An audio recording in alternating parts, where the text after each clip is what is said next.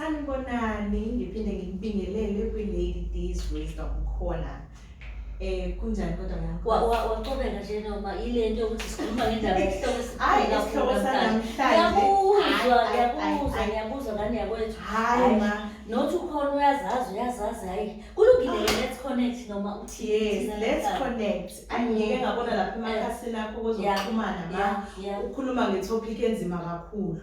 Itopic ebuza ukuthi senze njani ngoba phela emakhaya njengoba sikhula nje khona obhuti khona osisi khona izingane asifanani kube khona oma bethu abahleli emakhaya bese ukuthola ukuthi khona lo sisi wakho nje hayi obviously nje uyaphuma nabangani bakhe ukhona ubhuti wakho vele ayibuyele ebusuku ngesikhathi asithandayo akafani ngisho imask ngayizwa impela le topic yangithinta manje ngathi ke ngizothi bese sithi let's connect sike sidingide lona lolu daba. Uyazi ukuthini? Yebo, siyabingelela kakhulu uNoma lona uNoma sihleli naye ku-Lady Wisdom Corner kanti sithi let's connect. Sibonge kakhulu aba-Telkom abasinika leli thuba. Uyazi noma usayikhuluma le ndaba ngiyabonga nanokuthi unike abantu ithuba lokuthi bakwazi ukuthi baphendule babeke yabo imibono. Ususendlale isihloko Noma, ngiyajabula kakhulu.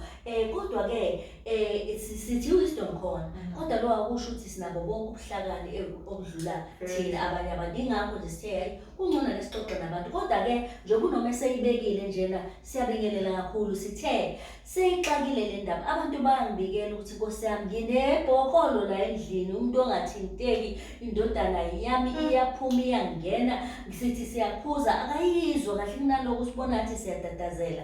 Bafika abangani bakhe bahlale emotweni bavula amabhuthi bayihlalele alunguza ngamafasitela uxoxa nabo uyabuza ongena endlini intombazane bayaphuma nabangani bakhe benzana amakhanda noma ngempela isihloko sithanda ukuba nzima kodwa-ke ngoba-ke uyazi ususibekile ngicela ukuzwa ukuthi batheni abantu ngoba uthi ubanikile ithanda. Yes, ngithe mengingena nje laphaya ngibheka ama-comments ngafica kukhona uSanele Nzimande.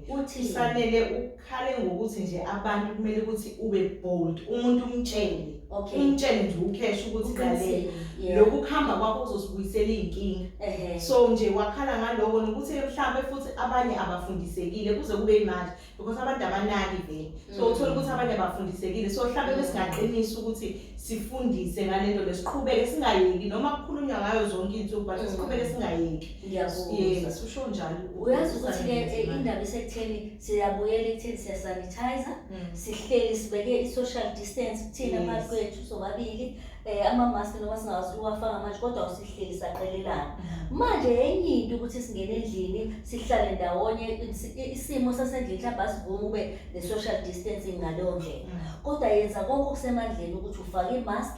Uma ngabe ufake imask kodwa unesiqiniseko sokuthi awuphumi uye emnyango ngoba njengoba bephuma bexoxa nje singeke sibasukele mase ukube bafaka amamask ngoba bayaphunyuka babe bangawagqoki. Usho njalo uSanele ngiyavumelana nathi isikhathi sokuthi umuntu aqunge manje akhulume ngoba siyaphela sikwi-peak ayikhona ey'ndaweni ezahlukahlukene kuyacaca ukuthi kuyatheleleka ngisho ezikoleni kuyathelela ngisho emakhaya kodwa sikhuluma indaba esemakhaya ngoba kuzoze kwakhe inzondo ngempela kuzoze kwakhe iy'nhliziyo ezibuhlungu.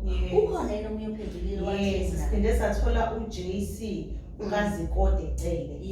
Uthi-ke yena hayi umagcino wakhe nje uvisana ahamba ejimini abuye ngazo lezo y'ngubo ade ejima ngazo. Uya-understand ejimini abantu kusuyilona lo uyajima kuyajulukwa uvalelekile la ejimini. So yena into ayishilo uthe bahleze beyifutha nge-sanitizer lezi y'ngubo so sebeze bacabanga ukuthi mhlawumbe engcono ukuthi ayivalele endaweni la kungangeni khona umuntu lezo zinto zokujima ikhwama yonke into nje igiya yasejimini. So wena mhlawumbe khona lapho uyazi ukuthina kuvuliwe amajimu kwathiwa amajimu azovulwa ngemiqathango ethile yoku-check i-temperature. Ngiyakuzwa lokho yokusanitizer ngiyakuzwa lokho kodwa uma usujima imask ungase ungayifaki noma uyakayifaka nanokuthi kuhle ukubhekelele kuye kushiwo kuthiwa iy'ngubo lezo obuya nazo ngisho kuthiwa ubuyephi uyazi ungena nje amaphoyisa nje ayixoxa le ndaba ama-traffic cop nonesi bathi nje nodokotela bathi ngithi ngifika nje sekunobhasikidi iy'ngane ziyazi ayisondeli mina ngingakayithathi ingubo ngiyifake kulo bhasikidi kube yikhani ngigqoka into abangibekele yona sengiyabahaga-ke sengiqeda ukugeza. Kusho ukuthi-ke same thing nasejimini omunye uba nenkani athi ngigezile ejimini kodwa iqiniso lithi iy'ngubo kufanele okungenani engingakusho ukuthi lezo obujima ngazo yithi ngasemnyango ngoba kunama-locker nama-change room. Wenze sure ukuthi uyishiya usuyifaka esikhwameni, uthi usuphume e-change room ugqoke ezinye. Ukuthi ubachazela futhi ekhaya ungabi nenkani. Ubatshela ukuthi nayo into engiyenzeka kanje. Kodwa ngiyayithanda lento ayishilo uHlasekazi benze njalo ngoba usho njalo uZikode. Usho bathe igama lakhe uJC uKazikode ngiyayithanda lento ayisho ukuthi ke bayabe bese beyivibeka ngasemnyango. Ngingasho njalo kwamanje. Siyabonga kakhulu. Mhlawumbe futhi enye into nje menga-eda lapho nokuyifaka kuplastic into. Angaze ayifake esikhwameni afake kuplastic ashaya ifindo bese kuyimayiphonsi esikhwameni ngoba kwayisona leso sikhwama sisodinga leyo sanitize yonke into nje hayi inkinga ngempela. Wena umuntu ngikhumbuzela bakhona bathi ngisho bebuya negrosa kwangihlula-ke mina ngikhuluma iqiniso nje. Bathi mebuya negrosa ko-Eritola kuma-retail shop ifuthwa hayi kodwa manje cha. Namseka umaqeda ningosesithathu sukuyogrosa inyanga yonke hayi futhi. Siphinde saba-ke nje nozamashezi kaSgananda. Yena kukhale kakhulu ngendaba yokungcwaba ukuthi kufanele si-understandisane emakhaya ukuthi kulesi sikhathi samanje ngeke sikwazi ukuyofihla sonke iy'hlobo zethu. Kodwa uthola ukuthi sekuyaxatshanwa-ke manje ukuthi ubani ozohamba kanjani. Kuyithanda ukuba inkinga kakhulu. Kube sigcine sekunenzondo futhi emakhaya. Hayi futhi yabona nje usho nje noma ngoba sekukhona sekuyabonakala ukuthi khona into sebebambelene amaqhubu. Khona umuntu ongakwazi ukubekezela uyazi ngengizwe ngempela ukuthi wenza kahle ngempilo yakhe awukwazi ukubekezela. Etheksini kuthiwa khona oglama abangafuni ukuthi bafake ama-mask bathi i-makeup izobonakala. Abese omunye umuntu athi ngihlulekile ukuyibamba ngathi we-driver tshela la intombazane. Kuthiwa-ke sebeyopequza umuntu eseyiqhenye esedinwe ukuthi kade ephuzwa. Angithi uyabona nasendlini-ke kuthiwa into enjalo abanye basaba nokusho ukuthi hhayi bo bakithi le y'ngane ey'zodlala lana uma wena umdedele kanjani.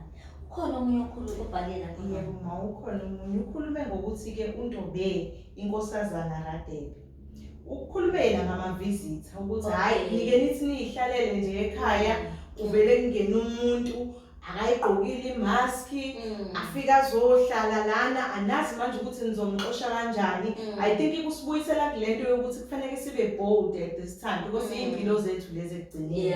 Yes, so bengingathanda nje ukuzwa uma ukuthi ungasibonisa kanjani wena lapho.